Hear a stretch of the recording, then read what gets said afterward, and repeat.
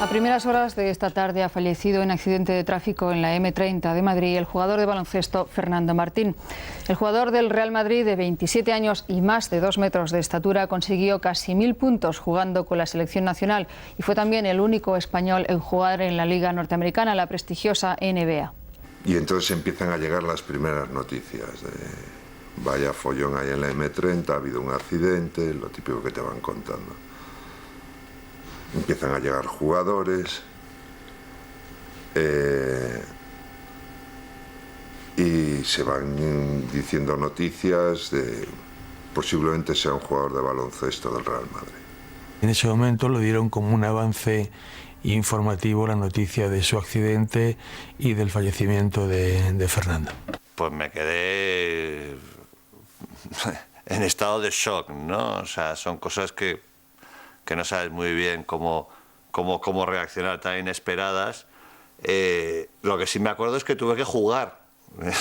Tuve que jugar a las 4 horas y estaba ya con un cuerpo ya... Vamos, mi cabeza estaba en Madrid. Empiezan a llegar jugadores, era como un poco ruleta rusa, a ver quién faltaba. Antonio llega, vamos, se va contando la historia con las aportaciones nuevas que nos iban diciendo la gente de la prensa que estaba a la puerta del vestuario, que se iba llegando sobre todo en las radios. Y en esto faltaban 2 jugadores. Uno era Quique Villalobos, que me acuerdo que entonces tenía un BMW verde, y Fernando con el Lancia, este color rojo granate. Y entonces estábamos todos con una tensión porque sabíamos que uno de los dos le pasaba y ya se sabía que el accidente era muy grave. Y en eso entra Quique Villalobos, además entra abriendo la puerta, lo típico que llegaba tarde. ¿Qué ha pasado? ¿Qué ha pasado? Vaya pollo que se ha montado. Y entonces según le vemos ya nos quedamos, nos pusimos a llorar, salimos. Pues lógico, se suspende la jornada y se suspende el partido y ahí nos quedamos todos, pero con un golpe muy duro. Fue imposible contener las lágrimas. Y bueno, pues fue una sensación, realmente era la primera vez que, digamos, que perdí a alguien tan cercano en una edad en la que el guión de la vida no dice que tengas que desaparecer. 3 de diciembre de 1989. El baloncesto español y por ende todo el deporte de nuestro país entraba en estado de shock por la repentina pérdida de Fernando Martín Espina. Un jugador de baloncesto adelantado a su tiempo, un pionero que fue capaz de enseñarnos un camino que años más tarde otros iban a recorrer. Un mito hecho a sí mismo, el primer jugador mediático de baloncesto de nuestro país. La magia y la épica del deporte es capaz de generar leyendas que perduran en el tiempo, el recuerdo y por supuesto la memoria de los que lo vivieron. Esta es la historia de una leyenda, de un jugador español que se fabricó la suya. Esta es la historia de Fernando Martín.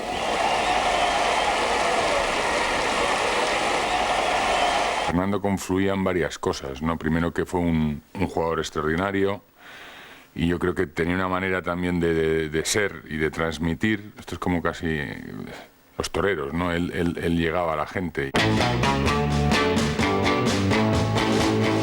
La historia del mito arranca en Madrid el 25 de marzo de 1962. En la radio suena Twist and Shout de los Beatles y en la capital de España viene al mundo Fernando Martín Espina, hijo de Ricardo y Carmen, tercero de una familia de 4 hermanos en la que el menor, Antonio, llegaría a jugar con él en el Real Madrid.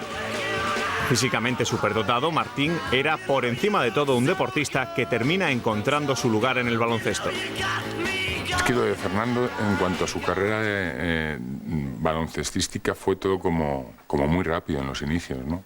Porque estaba jugando a balonmano en el colegio. Un día, a mitad del año, le dice Mariano Bartidas que pruebe a jugar en el equipo baloncesto del colegio. De ahí yo creo que en muy poco tiempo, en 2 meses, está en el Estudiantes Juvenil con Pablo Casado. Y de ahí, en menos de un año, está con el primer equipo de Estudiantes. Se introdujo en este deporte jugando en las categorías inferiores de Estudiantes de Madrid, donde enseguida destacó, proclamándose campeón de España escolar y juvenil en la categoría con la que la selección española conseguiría la medalla de plata en el Eurobásquet de 1979. En 1980 y todavía en edad junior ya fue incluido en el primer equipo de Estudiantes. En 1981, con tan solo 19 años de edad, formaba parte del 5 inicial de un equipo que consiguió el subcampeonato de Liga junto a Vicente Gil, Alfonso del Corral, Juan Carlos López Rodríguez o el estadounidense Slap Jones.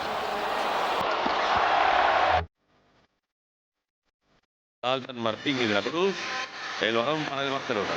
Tras una temporada y media en Estudiantes, el Real Madrid consigue no sin esfuerzo hacerse en dura pugna con el Joventut de Badalona, con los servicios de un júnior en el que muchos ya veían a un jugador de futuro.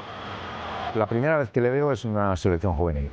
Una selección juvenil, apenas sabía jugar a baloncesto, pero ya se le veía que era un jugador que tenía una facilidad para progresar tremenda. Entonces, ya cuando estaba en Estudiantes y ya estaban los juniors de Estudiantes, entonces con la Juventud fuimos a ficharlo.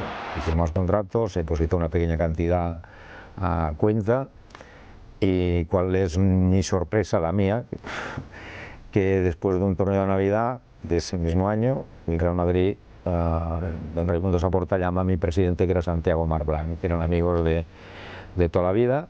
Acabo un entrenamiento y me dicen: oye, que el Madrid quiere a Fernando y que Raimundo me ha dicho que no vamos a discutirnos por un junior. Y yo me empezaba a tirar de los pelos. Su padre era un personaje magnífico.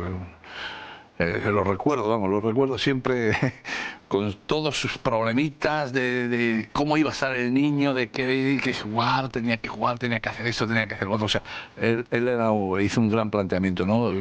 Yo trabé una buena amistad con el padre, también con algunos de sus hermanos, y con el mayor, con Ricardo, y la verdad es que fueron muy agradables siempre, ¿no? Ponían las cosas duras porque fueron muy duros negociando, pero eran agradables, ¿no? Eran gente con la cual se podía hablar, ¿no? Y se podía hacer.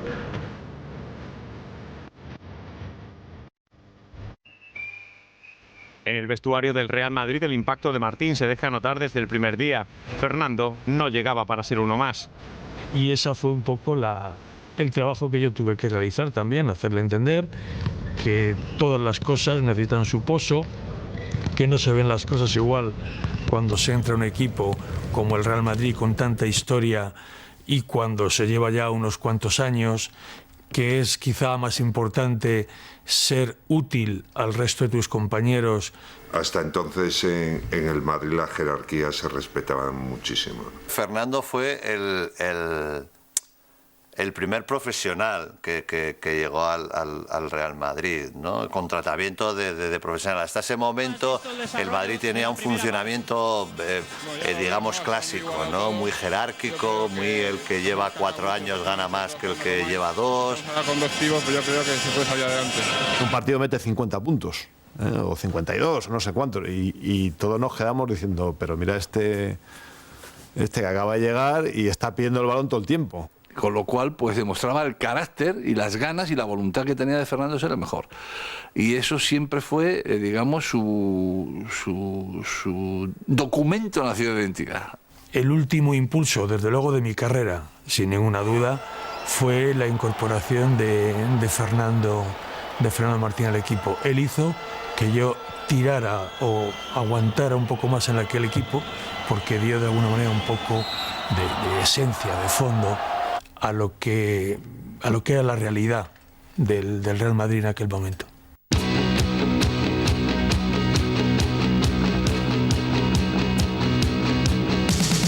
Mira cómo gana la selección. España está aplastando a Yugoslavia por 20 puntos arriba. En su meteórica ascensión dentro de este deporte, Fernando Martín recibe la llamada del entonces seleccionador nacional José Antonio Díaz Miguel en 1981, al poco tiempo de estar jugando para el Real Madrid. De ese año a 1986, Martín es partícipe más que activo de la eclosión del éxito del baloncesto español en el panorama internacional. Un ciclo de triunfos que arranca con la plata en el Europeo de Nantes en 1983 y que vive uno de sus momentos más álgidos con la mítica medalla de plata lograda por la selección española en los Juegos Olímpicos de Los Ángeles 1984. A las generaciones previas les faltó un gran juego interior, y es precisamente en esa época cuando llega Fernando, cuando nosotros llegamos a tener el juego interior fetén, el juego interior que nos hace grandes. Dimos un salto de calidad con Fernando que nos posibilitó pues enfrentarnos a Yugoslavia y ganarles, a Rusia y ganarles, a Estados Unidos, en fin, que vivimos 3 años magníficos. La Olimpiada de Los Ángeles hay que tenerla muy dentro cada uno, era muy difícil conseguir incluso pues igualar eso, ahora ya se ha conseguido, superarlo va a ser todavía mucho más complicado, pero en ese momento era algo histórico. Fue uno de los jugadores que hicieron que la selección española diese un salto de calidad. Veías que teníamos una proyección, o sea, Fernando Martín hubiera durado y hubiera dominado toda la década, o sea, era un equipazo. Martín siempre fue uno de los pilares de la selección y hasta su marcha a la NBA, que obligaba a dejar el conjunto nacional, llegó a disputar un total de 72 partidos, el último en el Mundo Básquet de España en 1986. Las 4 de la madrugada cuando jugábamos en Los Ángeles, cuando la gente en cualquier rincón de España abría la ventana para ver el tiempo que hacía en el exterior, observaban cómo de enfrente de los pisos que tenían enfrente las luces se iban encendiendo poco a poco, ¿no? Y esto es lo que consiguió el equipo con Fernando Martín, repito, al frente. ¿Qué pasa? Dice, hay un tío que me llama por teléfono y me habla en inglés y yo no entiendo qué me quiere decir. Cuando me llame tendrías que venir y ponerte al teléfono. Resultó que el que le llamó era Jerry West, que entonces era el general manager de los Lakers y lo que quería era fichar a Fernando Martín.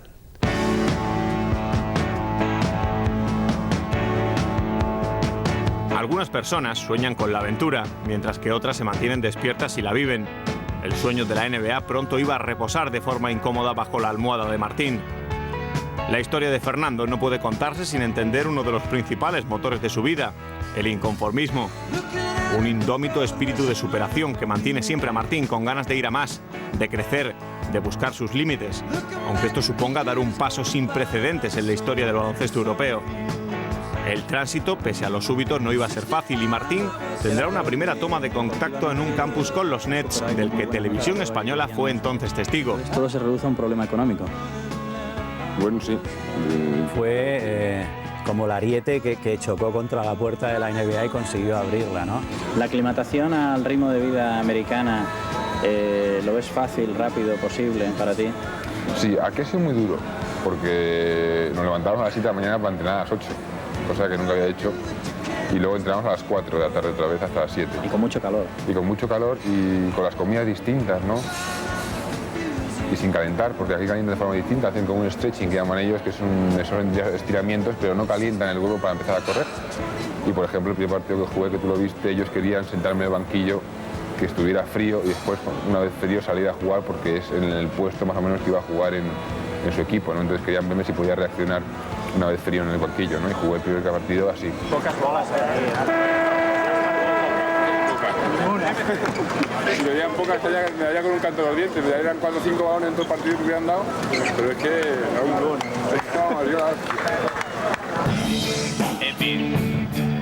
Tras la oferta de un contrato no garantizado con la franquicia de New Jersey, Martín decide esperar y juega su último año en el Real Madrid, con el aliciente además de poder jugar el Mundial de Baloncesto que se iba a celebrar en España. La NBA tendrá entonces que esperar, pero en la mente de Martín, el salto a la mejor liga del mundo es algo más que una prioridad, es un reto, el próximo en su carrera que está dispuesto a afrontar, cueste lo que cueste. Andrés Jiménez metiendo para Fernando Martín. Fernando las cosas pasaban. O sea, quiero decir, no había mucha previa. No empezaba a decir de esto a... No, o sea, de pronto él sentía algo y yo creo que sentía en un momento determinado de su carrera el querer estar allí y fue probando, pero ya te digo, no es que contara 6 meses antes cómo iba a ser el proceso, porque sinceramente yo creo que ni él lo sabía. Él lo llevaba muy en secreto, tanto es así que... O sea, todos sabíamos que estaba en la órbita de la NBA. Tras mucho esfuerzo llegaría el día soñado.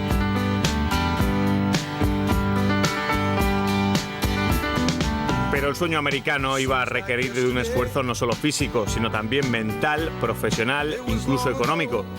Pero nada de esto frena a Fernando. Se quiere estar con los mejores y de esta experiencia extrae momentos de los que alimentar ese espíritu que le ha llevado a Portland, tan lejos de su querida España, jugar en la NBA. Cuando él estaba en Estados Unidos, yo personalmente me fui a llevarle mucho embutido porque él me decía, niño, tráeme por favor chorizo de cantimpalo, tráeme salchichón, tráeme jamón, tráeme fabada, tráeme cocidos de litoral, de estos de la abuela. Fernando no triunfó en la NBA no por culpa suya, sino por culpa del entrenador que le tocó en aquella época. Que los entrenadores también somos de alma a tomar. Y yo creo que le indujo a jugar en una posición que él no se encontraba a gusto, ¿no? Yo desde luego le echo la culpa al entrenador, aunque no sea justo, pero es que lo viví allí y vi muchos entrenamientos, vi muchas tardes de entrenamientos y la verdad es que le daba pocas oportunidades, ¿no? Pese a que su vivencia en la mejor liga del mundo apenas abarca una temporada, el impacto de Martín en España pronto se deja notar, creando una demanda NBA en los espectadores. Saludos, buenas noches. Una cita más con nuestro programa Cerca de las Estrellas. El público quería ver a esos jugadores en su progresión como jugadores de baloncesto.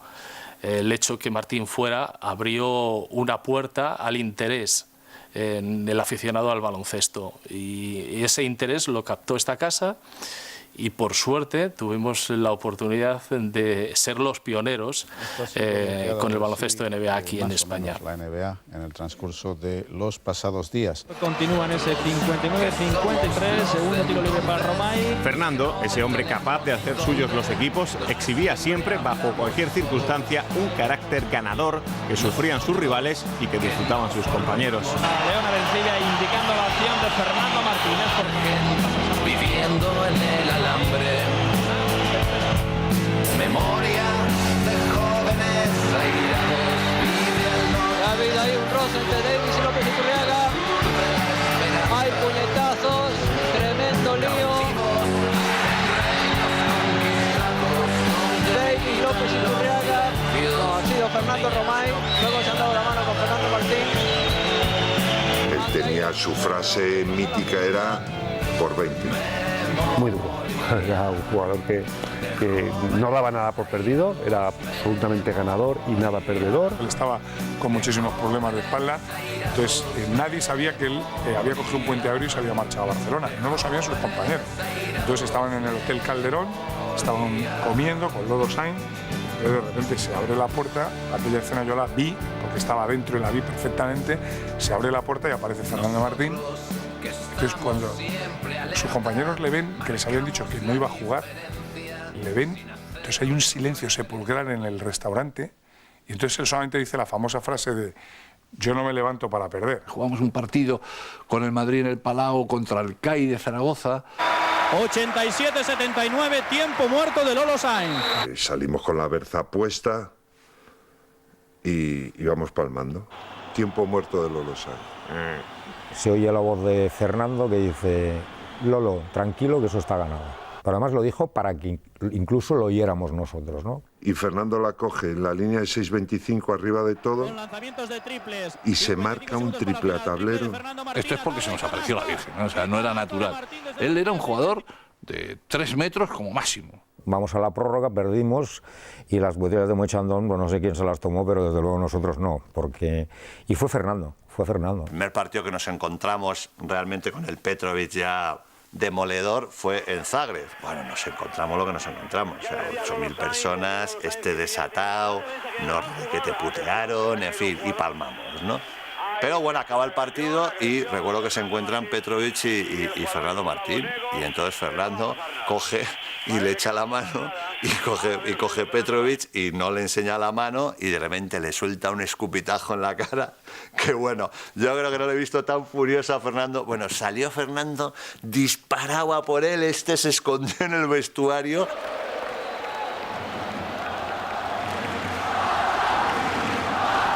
Aunque no entraba en su hoja de ruta, un año después de emprender su viaje, una gran oferta del Real Madrid, récord en aquellos tiempos, redirecciona de nuevo el destino de Martín rumbo a la capital de España y al equipo que lo hizo grande. Fernando ha de sufrir una nueva adaptación. Un año en Portland ha moldeado no solo su personalidad, sino también su juego. La gente es más fuerte, es más alta, es más rápida. Y también porque la mentalidad es muy diferente, ¿no? Que hay gente, yo creo que trabaja mucho más. También las reglas son distintas. Yo jugaba en una posición que no era la mía. El balón era distinto. De titular indiscutible en el Real Madrid a ganarte la titularidad en Portland, ¿no? Sí, pero te puedo decir que solo hay 240 jugadores en el mundo que pueden jugar allí. Yo no diría tanto sensación de fracaso, porque todo el mundo podía entender que aquello no iba a ser fácil, pero sí creo que Fernando volvió con la sensación de que por primera vez en su vida las cosas no habían salido como él querían. Fue durísimo su negociación para que volviera a fichar por el Real Madrid. Nosotros lo acogimos muy bien, para el club fue muy bueno, para el equipo fue fenomenal. Y a él tardó un poquito en coger el ritmo otra vez del ACB. Siempre se habla de las cifras y de las cantidades. Rompió la barrera, no sé qué, pero vamos. Allí de alguna manera desarrolló otras facetas en ataque porque el juego allí le exigía eso, ¿no? Sí recuerdo que los primeros meses de vuelta fueron de adaptación compleja. La trascendencia que los deportistas habían tenido en la vida social española cobra una nueva dimensión con la figura de Fernando Martín. El aura mediática, los seguimientos por parte de otro tipo de prensa, la atracción de su figura supone también un hito en la historia del deporte español. Martín es un deportista famoso, una cara conocida, un polo de atracción de la prensa que interesa no solo a los amantes del baloncesto, sino también al público en general. Acabó siendo el primer deportista realmente de cuché. Fernando Martín empezó a ser, pues además de un deportista, era un deportista también muy mediático, era perseguido por otro tipo de prensa, digamos, la prensa del corazón. Aunque se llevaba, que las niñas iban locas, pues era detrás de Fernando Martín, pero él impasible. Fernando era el prototipo del deportista guapo, entonces eso le dio una trascendencia también mediática muy grande. De pronto aparecieron una serie de fotógrafos que no llegamos a saber cómo se metieron en televisión aquí en Torre España. Empezaron a hacer unas fotografías y Fernando Martín me lo dijo claramente, me dijo: Nacho, yo si no me das el carrete no hago el partido contigo, no entro en el estudio. Lo que hoy en día parece un hecho casi natural en el devenir profesional de un deportista de alto nivel, suponía entonces una circunstancia insólita a mediados de los 80. Martín fue, por ejemplo, el primer jugador español en prestar su imagen a un videojuego. En 1986, la compañía Dynamic Multimedia lanza el Fernando Martín Basketmaster, el embrión de una industria que hoy ha fagocitado al cómic y al cine. Se fijó entonces en Martín para llegar al gran público. Pese a no estar dentro de los cánones que caracterizaban a la mayoría de los jugadores en su puesto, Martín sería un pívot atípico, dinámico, distinto pero efectivo y sobre todo irrepetible. Ni siquiera la tiranía de la estatura en el puesto de 5 iba a doblegarse a Fernando. Fue el primer pívot español, pívot, capaz de correr prácticamente como un alero. Él al poste jugaba muy bien, cogía muy bien la posición sin balón, no tenía grandes movimientos al pívot, pero sí tenía unos cuantos a los que le sacaba mucho rendimiento. Tenía un movimiento natural que yo siempre decía: Fernando, tira la morcilla, que era un gancho en suspensión, que se ve poquísimo hoy día en baloncesto, pero él lo tenía ya innato, o sea, o lo había aprendido en el estudiante o lo tenía innato, ¿no? Era un tío corpulento y tal, pero el espacio que ocupaba, el espacio de pase, digamos, era descomunal, ¿no? Se sabía colocar muy bien con esos brazos largos que tenía para coger los rebotes. Tenía un buen tiempo de salto y era muy inteligente, se posicionaba muy bien, la técnica era muy buena. Se caracterizaba por correr el campo de una forma increíble. Muy buena mano, es primer 5-5 que juega de espaldas a la canasta, que puede jugar un poco de cara, que juega de cara, que intenso, rebotea, atrás, durísimo defendiendo, a un extraordinario jugador. Bloqueando y esperando también el pase, Fernando Martín.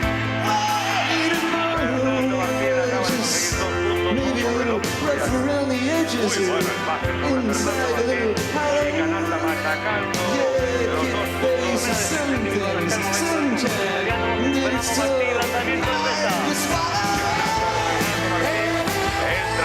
Robinson, muy bien, para Fernando Martín. Fernando Martín es el amo y señor, va con la canasta. Fue Robinson, falla, recoge Fernando Martín, 2 puntos.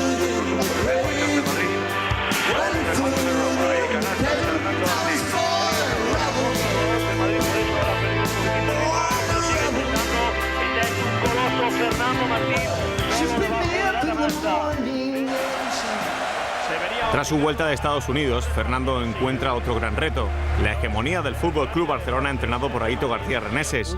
Sus emparejamientos con Audi Norris marcarán un antes y un después en la Liga ACB. Nunca antes se había visto un duelo personal y físico de tal calibre en España. Sus choques aún perduran en la memoria de todos los aficionados al baloncesto. Eran luchas muy duras, muy duras. Cuando lo veías desde dentro, que estás ahí pasando al lado y ves cómo están los dos luchando absolutamente como jabatos, en el cual no cabía ni un centímetro de posición. Fernando acababa los partidos y en la ducha estaba, bueno, parecía que venía de Gladiator en vez de un partido de baloncesto, no todo lleno de marcas de las uñas de Audi. Como aficionado que soy al baloncesto, en muchas ocasiones, y eso me han comentado, había acciones que hasta aplaudía, ¿no?, a cualquiera de los dos, porque realmente era un espectáculo verlos, era un espectáculo.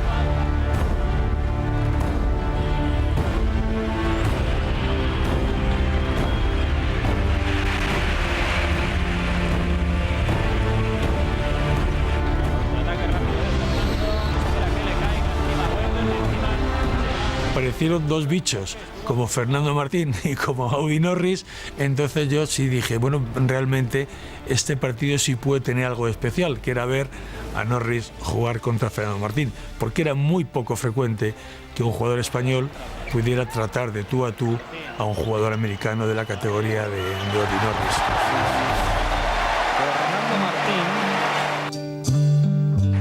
Lejos de difuminarse, la huella de Fernando está hoy más presente que nunca. Esto es parte de la herencia de un mito, el legado del gran Fernando. Fernando baloncestísticamente era el estandarte rebelde de una generación rebelde. Fernando es, pues bueno, de los pioneros, de los ballesteros, de los nietos, de toda esta gente que dijo, ¿por qué no? Esos valores que se requieren para triunfar en la vida. Desgraciadamente, en el mundo, sobre todo en el mundo del deporte, cuando se llega a gran figura, mucha gente se olvida de que realmente para seguir arriba tienes que ser competitivo, tienes que ser y demostrar que eres el mejor. No solamente delante de tus compañeros, sino a ti mismo. Es una huella de una forma de ser y una forma de comportarse, pues que yo echo de menos incluso fuera del deporte en gente hoy en día.